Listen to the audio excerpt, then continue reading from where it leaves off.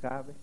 El último retiro que hemos dado en Santo Domingo, abierto para todo el mundo, habíamos planificado un retiro en la iglesia del Perpetuo Socorro. Era muy grande. Y después se dieron cuenta los organizadores que ahí no cabían.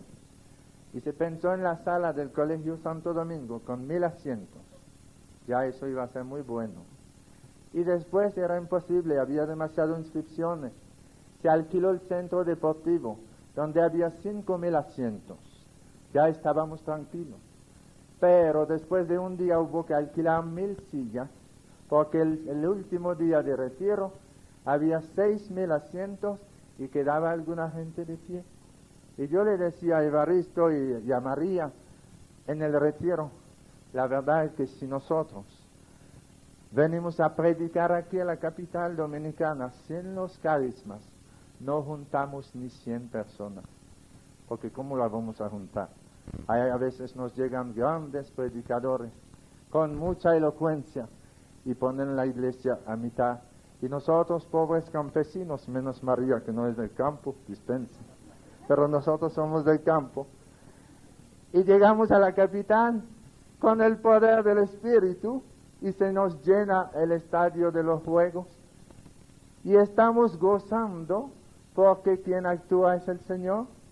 Nos vemos muy débiles al llegar, comienza a dar signos y prodigios la primera noche y la segunda noche y la tercera noche, y ya la gente está desbordada de alegría. Y a veces hay sacerdotes que me han dicho a mí, sí, pero la gente nada más va a curarse. Y yo le digo, no te preocupes, el que va a curarse, que vaya a curarse, pero el Señor no se equivoca. Si el Señor lo sana, Él sabe lo que quiere. Nadie conoce el plan de amor que tiene Dios sobre un enfermo. Cuando fue Miriam a la misa, nada más quería sanarse de su gran enfermedad del vientre, pero el Señor tenía planificado algo maravilloso a través de esta curación, y sanándola del cáncer, después la sanó del cáncer del alma, y en la tarde se confesó, y al otro día era la alegría, y ella nos recordó con lo que pasó, la historia del hijo pródigo, que llegando a su casa, su padre, que lo esperaba, lo cubrió de besos y mandó a preparar el banquete, mandó a matar el becerro cebado para hacer un gran banquete. Y cuando Miriam se confesó, el Señor la sanó del cáncer del alma, después de haber sanado el cáncer en su vientre. Y después, el domingo, le preparó un gran banquete, no con el becerro cebado, sino con el Cordero de Dios, que borra el pecado del mundo y que es pan vivo bajado del cielo. Y este era el banquete del reino, al cual el Señor mismo la invitaba. Y si nosotros decimos, esta nada más viene a sanarse, es que tal vez no conocemos el plan de amor de Dios sobre cada uno de nosotros. Yo no me preocupo, aunque vengan 10,000 y que muchos vengan de curiosos, no me preocupa, porque Zaqueo, cuando se subió a la mata, se subió de curioso, nada más para ver quién era Jesús. Él no tenía otro plan, y Jesús lo miró. Jesús lo miró y le dijo, Zaqueo, bájate de la mata, que hoy yo quiero entrar en tu casa. Y Zaqueo se bajó muy contento y fue, y abrió la puerta, y Jesús entró en su casa y dijo, hoy la salvación ha entrado en esta casa. Y cuando Jesús entra en tu vida, entra la salvación. Lo importante no es tanto el motivo por el cual la gente está. Lo importante es que la gente esté ahí para que Jesús ponga sus ojos en ustedes y con sus ojos llenos de amor, que toque su corazón y que los llame. Y así es como el Señor va actuando. Y dejemos que el Señor llame a todos los que Él quiera. Dejemos la puerta abierta como lo han hecho aquí. La idea era un grupito. El Señor tenía otra idea y los responsables del retiro han dejado la puerta abierta, y es que el Señor quiere que este mensaje de amor que hemos venido a darle a ustedes, sean muchos ustedes los que lo van a regar en su pueblo, porque hay que darse prisa. El Señor quiere que evangelicemos el mundo entero, y ya no hay edificios, basta con proclamar la palabra donde estamos, en los parques, donde sea. Y el Señor quiere que su buena noticia, su buena nueva, llegue a los corazones. Y Él dice, el que crea y se bautice, se salvará, y el que no crea, se condenará. Pero para que el mundo crea en esta noticia de tanta envergadura, el Señor nos envía acompañándonos con signos, con señales. Y dice, he aquí los signos que acompañarán a los que creen. En mi nombre echarán demonios, hablarán otras lenguas. Y termina diciendo, impondrán las manos a los enfermos y estos quedarán curados. Y estos son los signos del reino que ya ha llegado entre nosotros. Lo decía Jesús, si yo echo el demonio con el poder de Dios, con el dedo de Dios, este es un signo que ya el reino de Dios ha llegado entre nosotros. El reino de Dios quiere decir que Dios reina, que ya Él reina en este mundo de tinieblas. Él es la luz y Él quiere dar este poder y estos signos no solamente a los sacerdotes y a los obispos y a los cardenales. Él dice, he aquí los signos que acompañarán a los que creen, a todos los bautizados que creen. El Señor quiere darle estas señales, y que estas señales sean una manifestación del reino que ya está en medio de nosotros. Por eso cuando oímos algunas personas decir que los carismas no son importantes, que eso no es importante, le decimos, depende de tu poder. Nosotros no tenemos poder para transformar los corazones. Y como estamos en esa batalla de una auténtica revolución interior en el corazón del hombre, necesitamos poder. Y tú, si tienes poder, hazlo. Pero nosotros necesitamos el poder del Espíritu. Y los carismas son instrumentos de poder para la evangelización. En este retiro no vamos a tocar muchos carismas porque son tantos. ¿Ustedes saben cuántos son los carismas? ¿Quién me podría decir? Son 50. No sabía. Que no se pueden contar. 50. No se pueden contar. Son muchos. Nadie sabe cuántos son. Vamos nada más a hablar de los carismas de sanación y de liberación. Que este es el tema del retiro. Jesús viene a dar vida. Pero nada más enumerando, para su curiosidad, los carismas que San Pablo menciona en sus epístolas, podríamos, según un estudio muy hermoso del padre Walter Smith, un teólogo jesuita holandés, gran autor de espiritualidad, que escribió un libro llamado Hago un mundo nuevo.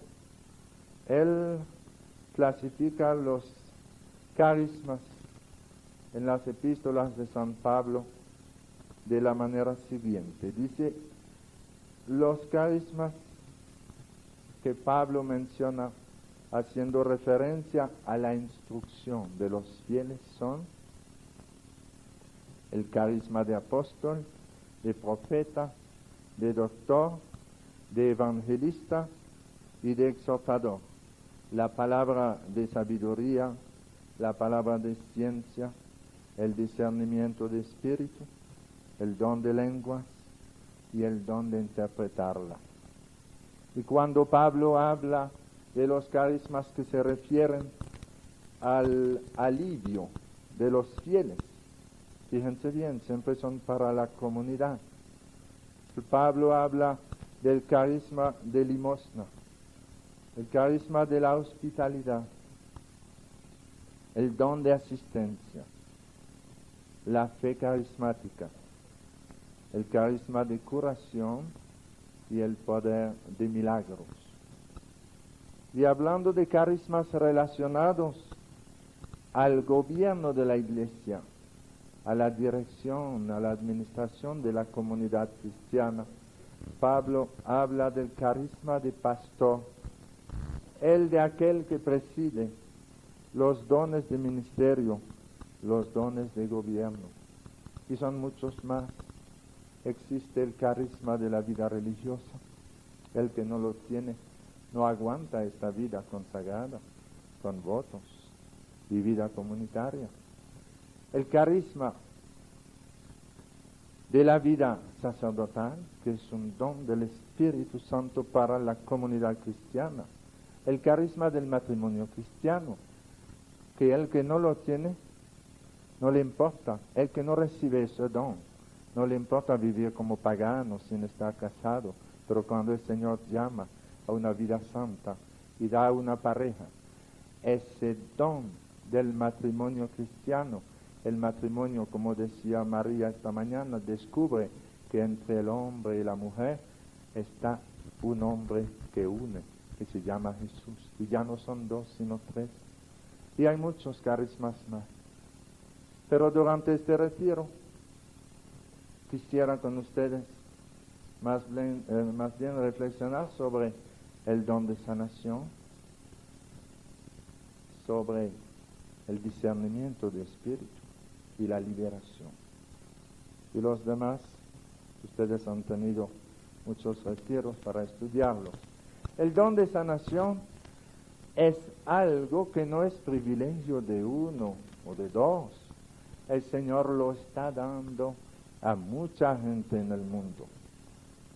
Lo que pasa es que algunos salen menos. Nosotros, como viajamos mucho, la gente creemos que tenemos dones especiales, pero el don de sanación lo tiene mucha gente.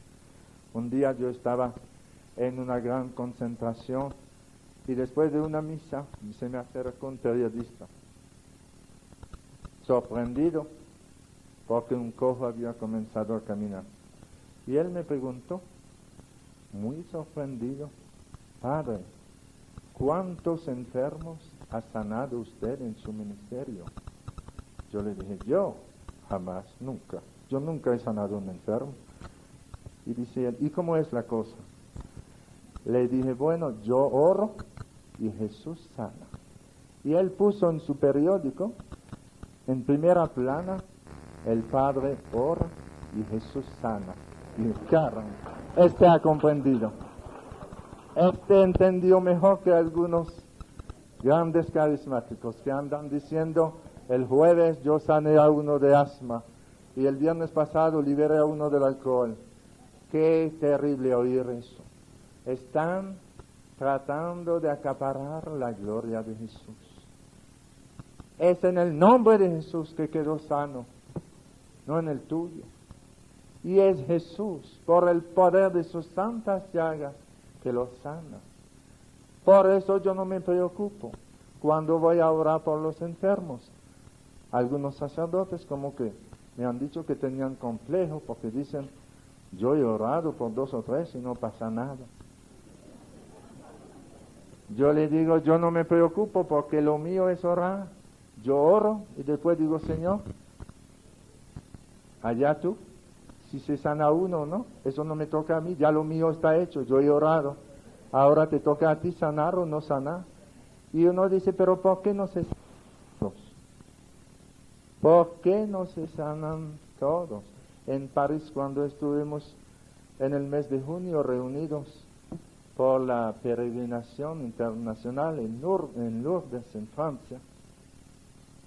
Hay un periodista que publicó en el periódico La Croix de París un artículo, y él decía: yo no estoy de acuerdo con estas grandes reuniones de enfermos, porque esto corre el riesgo de darle una falsa esperanza a los enfermos, porque muchos vuelven a su casa igual que antes. Y yo le contesté: con esta manera de razonar, habría que cerrar también los hospitales, porque muchas veces los hospitales nos dan una falsa esperanza, y algunos van al hospital llenos de ilusión y vuelven en su caja. Habría que cerrar los hospitales también, ¿verdad? Es que no es que el Señor sana a todo el mundo, Él sana a muchos, pero son señales que Él da en la iglesia, señales de su amor, pero a veces Él sana a uno y no sana al otro. Y uno pregunta: ¿y por qué sanó a este y no sanó a este? Y yo le digo: bueno, esta es la primera pregunta que yo le voy a hacer al Señor cuando llegue al cielo. ¿Por qué tú sanas a este y no sanas a este? Porque este es el misterio de su amor. ¿Qué vamos a hacer nosotros? A nosotros nos toca orar y pedir con fe, pero el Señor tiene su plan de amor sobre cada uno de nosotros y no lo conocemos. Cuando se sanó Miriam del cáncer, al mismo tiempo en la parroquia había una señora muy buena que sufría del cáncer y habíamos orado mucho por ella. Era una señora que mucho había trabajado en la pastoral parroquial con nosotros, y los grupos de oración habían orado mucho por ella, y además se había celebrado misa por la buena mamá. Y un día Dios la fue a buscar. Y yo a veces pensaba: pero Señor, ¿por qué tú no has dejado la mamá en su casa y no te has llevado la prostituta? ¿Y saben por qué? Porque el Señor hace lo mismo que ustedes. Cuando ustedes van a su jardín,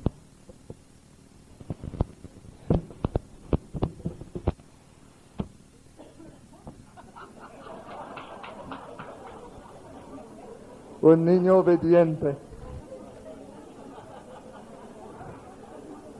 Cuando ustedes van a su jardín de flores a buscar flores para llevar a su casa, ¿qué hacen? Se llevan la más hermosa para su casa, ¿verdad que sí? Y el Señor fue a buscar la flor más hermosa, la madre de familia, para llevarla a la casa de su padre. Y la prostituta parece que todavía no estaba bien preparada para entrar en la casa del padre, y Él la sanó, la transformó y la está utilizando en la edificación de su reino. Y ella da un testimonio de la misericordia del corazón de Jesús, con un poder que quisiéramos tener nosotros, sacerdotes. Y entonces vamos descubriendo que el plan del Señor no es siempre el nuestro, y Él sabe por qué sana a este y a este no. Y nosotros no podemos pedirle razón a Dios, pero sí podemos darle gracias porque Él sana a muchos. Él sana a muchos, y cada vez que Dios sana a un enfermo, es la gloria de Dios que brilla en su pueblo. Y debemos estar esperando muchas curaciones en este retiro. Y yo estoy seguro que el Señor va a sanar muchos enfermos entre ustedes, no porque han venido como curiosos, sino porque Él los ama. Él sana gratuitamente. A veces algunos dicen: a mí no me puede sanar el Señor porque yo no tengo mucha fe. No te preocupes. El Señor sana con la fe que tenemos. porque la fe es un don gratuito de Dios. La fe no es cosa mía, es un don gratuito de Dios. Y el Señor te ha dado una fe grande o menos grande, a ti te toca pedir que aumente tu fe. Como el padre del epiléptico del Evangelio que decía, Señor, yo creo, pero aumenta mi fe. Y con la fe que tú tienes, el Señor te puede sanar. Él tiene su plan de amor sobre cada uno de nosotros. Lo que Él quiere ver en el corazón de sus hijos es la confianza de un niño. Debemos estar en la mano del Señor como un niño de 2 años. Yo siempre había oído decir que debemos ser como niños, pero yo pensaba en los niños de 4 o 5 años, y cuando fui al pueblo de Santo Cura de Ars en Francia, después de la reunión de Lourdes, había un retiro para sacerdotes, y el padre Albert de Moléon me invitó a dar un par de charlas a los sacerdotes reunidos en un retiro anual, y con mucho gusto hemos participado en ese retiro de sacerdotes franceses. Y en el pueblo de Santo Cura de Ars yo quería algo como un mensaje del Santo Cura de Ars. Yo dije al Señor, pero si el Santo Cura de Ars, San Juan María Vianney, estuviera aquí presente, ¿qué me diría? Y después de orar en la iglesia, yo me fui a la biblioteca y busqué un libro, y uno era Los Pensamientos Escogidos del Santo Cura de Ars, y lo compré. Y me fui a mi habitación y dije, Señor, háblame, dime algo a través del Santo Cura de Ars. Y abrí el libro sin buscar, y lo que me decía este pensamiento del Santo Cura de Ars era esto, que tenemos que estar en las manos del Espíritu Santo como un niño de 2 años. Como un niño de 2 años. Y yo me puse a meditar, ¿y por qué 2 años? Y descubrí que un niño de 5 años que se va, como un niño de 2 años que tiene su mamá agarrada de la mano, ¿verdad? Y un niño de 5 años que se va con su mamá. Está ahí, camina y dice, mamá, ¿cuándo vamos a llegar? ¿Y dónde vamos? ¿Y cuándo volvemos? Y se preocupa mucho. Pero el niño de 2 años, chiquito, su mamá le agarra la mano y él se va sin decir nada y sigue su mamá. Y así debemos estar en las manos del Señor, como un niño de 2 años. Y un poco más lejos, decía el Santo Cura de Ars, algo que me impresionó mucho, algo que él había escrito en sus cuadernos. Decía, vendrá un tiempo en que los hombres estarán tan cansados de oír hablar del hombre que llorarán de alegría cuando se le hable de Dios. Y yo creo que este tiempo ha llegado y que esta era profecía, y estamos cansados de resolver nuestros problemas con psicología y con sociología y con dinámica de grupo y con ciencias humanas, porque hay problemas que no se resuelven, porque ninguna ciencia humana es capaz de transformar el corazón de un hombre, y el único capaz de transformar un corazón humano es el Espíritu Santo del Señor, y lo hace en la oración. Y el Señor nos dice, pedid y se os dará. Y nos vuelve a decir, pidan. Hasta ahora ustedes no han pedido nada. El Señor encuentra que no sabemos pedir, que no hemos pedido nada. Él quisiera darnos mucho más. Y cuando la iglesia se pone en oración, y cuando el pueblo de Dios se pone en oración, vemos frutos maravillosos. Se llenan nuestros seminarios, como está lleno el seminario de la Sede. Se llenan nuestras casas religiosas. Vemos en Santo Domingo, donde tenemos actualmente más de 1000 grupos de oración, que hay más seminaristas en el Seminario Mayor que en toda la historia religiosa de Santo Domingo. El Seminario Mayor está lleno. Es una respuesta del Señor a la oración de su pueblo, porque el Señor ha dicho, la mies es mucha y los obreros pocos. Y nosotros, con nuestras capacidades humanas, a una reflexión así, hubiéramos dicho, bueno, si la mies es mucha y los obreros son pocos, vamos a trabajar 2 veces más duro, y caemos en un activismo desbordante. O hubiéramos dicho, si la mies es mucha y los obreros pocos, vamos a tratar de organizarnos con buenos equipos para ser eficiente en nuestro trabajo. Y entonces no vemos frutos. Y esta no es la solución radical que nos ha dado Jesús al problema. Él ha dicho, la mies es mucha y los obreros pocos. Rueguen al dueño de la mies que envíe obreros a su viña. Y el pueblo de Dios vuelve a orar y comienzan a surgir vocaciones sacerdotales y religiosas y laicos que se comprometen en el apostolado y capaces de dejar sus hijos y capaces de dejar sus casas y su trabajo para ir a proclamar el Evangelio. Y este es el milagro de la oración que está haciendo Jesús, el Señor de su iglesia. Él hace surgir nuevos apóstoles, y a estos nuevos apóstoles le da poder, le da los carismas de su espíritu. Y ustedes saben muy bien que como somos todos enfermos, el don de sanación nos gusta a todos. Esta noche en la misa yo le contaré a ustedes, a algunos que no lo saben, cómo el Señor me sanó a mí.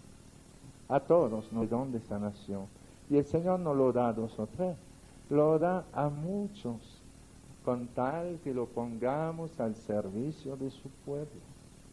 Nos contaba Sister Bridge, una religiosa franciscana irlandesa de Tampa, Florida, que hoy tiene un ministerio mundial y estaba en Lourdes con nosotros. Nos contaba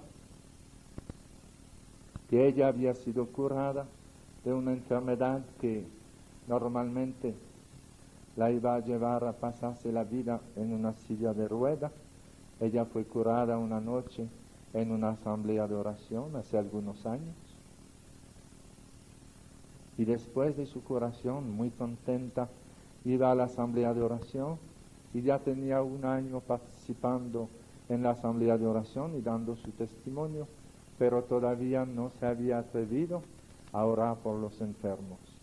Y un día, después de la comunión, el Señor habló a su corazón y le dijo, Bridge, yo te he dado el don de sanación y tú no lo pones al servicio de mi pueblo, quejándose.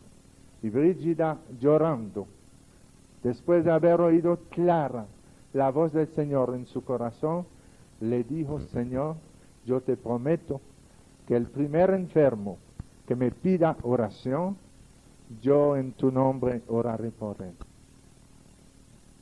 Era en la mañana, y en la tarde, como su convento en Tampa era un centro de oración donde se reunían la gente cada semana, en la tarde llegó alguna gente a su casa. Era un hombre paralítico en una silla de ruedas y además estaba ciego. Y alguien lo llevaba para que las monjitas oraran por él. Y cuando Brígida lo vio, dice que le dijo al Señor, it's a tough one, es un caso difícil. Y el Señor le contestó, y el Señor le dijo, no eres tú que sanas, soy yo, tú oras y yo sano. Y Brígida le impuso la mano al enfermo, hizo una oración de sanación. y aparentemente no pasó nada. Y el hombre se fue dando gracias, pero en su silla de ruedas. Pero en el curso de la semana, el hombre comenzó a caminar despacio.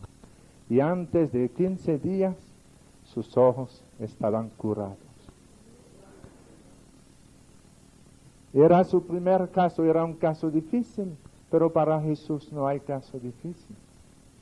Y él dijo, no eres tú quien sana, soy yo. Hermanos, esta es una lección que nos da el Señor para que en la fe, cuando vemos un hermano de la comunidad que sufre, que oremos. Pidamos al Señor por el poder de sus santas llagas que sane a los que sufren en su corazón, en su cuerpo. Y digamos, Señor, sea